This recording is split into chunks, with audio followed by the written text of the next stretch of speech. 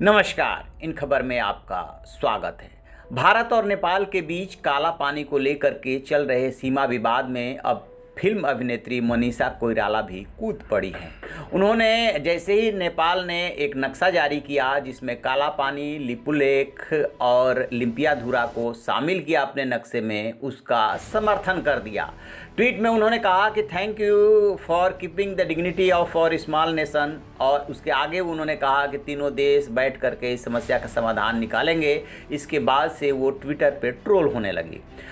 उनके भी समर्थक, नेपाली समर्थक भी सामने आए और उन्होंने उनके समर्थन में बात कही, जबकि जो भारतीय हैं, ज़्यादातर भारतीय, उनका कहना ये है कि भारतीय फिल्मों की वजह से आपकी पहचान बनी और बिना सोचे समझे और समस्या को जाने जिस तरीके से आप नेपाल का समर्थन कर रही हैं, चीन की आप नीति और नियति को भूल रही हैं कि वो क्या करता है छोटे देशों के साथ, क्या किया तिब्बत के साथ, वही नेपाल जो है दूसरा तिब्बत बन जाएगा। आप बात को समझिए।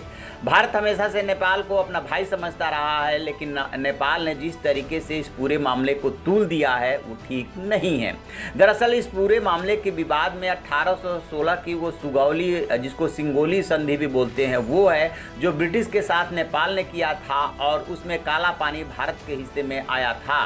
उसमें नेपाल ने जो है उस समय से लेकर के और अभी तक कोई ऑब्जेक्शन नहीं किया। 1960-62 से वहाँ पे भारत की जो आईटीबीपी है उसकी तैनाती है, लेकिन 5 अगस्त को जैसे ही जम्मू कश्मीर को भारत ने वहाँ से धारा 370 हटाई और नवंबर में जो है नया नक्शा जारी किया, उसके बाद से नेपाल जो है उसका विरोध करने लगा कि नए नक्शे में भारत ने इन 3 जगहों को शामिल किया है जो कि नेपाल का हिस्सा है।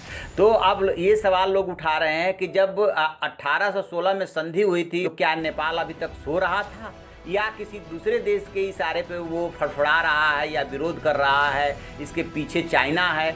इसको लेकर के भारतीय सेनाध्यक्ष जो MM नरवणे हैं, उन्होंने भी इशारा किया था। तो नेपाल कह रहा है कि नहीं, हम किसी के इशारे पे नहीं कर रहे हैं, बट वो नया नक्शा जारी करके उसने विवाद को तूल दिया है। भारत ने सिर्फ इतना कहा था कि पहले कोरोना संकट से निपट ले, उसके बाद इस मुद्दे पे बातचीत होगी, जिसके लिए नेपाल तैयार नहीं हुआ और उसने तुरंत अपना मैप जारी कर दिया, जिसको लेकर के विरोध हो रहा है, विवाद हो रहा है। लेकिन भारत अपने स्टैंड पे कायम है कि वो तीनों जगह भारत का भिन्न हिस्सा थे, हैं और रहेंगे। देखते हैं अभी विवाद जो है आगे क्या टर्न लेता है। जैसे ही कोई अपडेट मिलेगा हम आपको बताएंगे। आप देखते रहिए हमारा डिजिटल चैनल इन खबर। Thank you. इन खबर चैनल को सब्सक्राइब करें और बेल आइकन दबाना ना भूलें।